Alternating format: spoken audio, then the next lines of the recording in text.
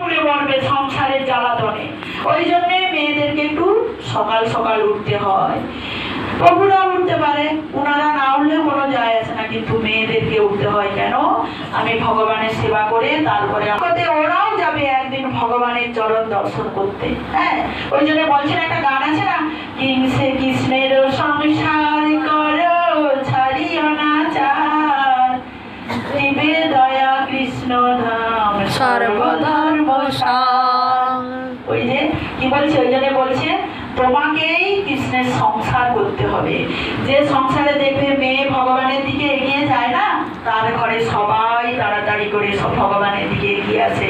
কিন্তু একটা ছেলে যদি ভগবানের দিকে এগোয়, তার স্ত্রী যদি না এগোয়, কোনোদিন তার ঘরে সংসারের মানে কৃষ্ণের সংসার হবে না, জ্বালামুখী সংসার হবে। তাহলে এখানে কি বলছে, স্বামীর পোশাক, ঋষিমুনির যে পোশাক হয়, সেই পোশাক কি করেছে রমণী নিজে পরে নিচ্ছে।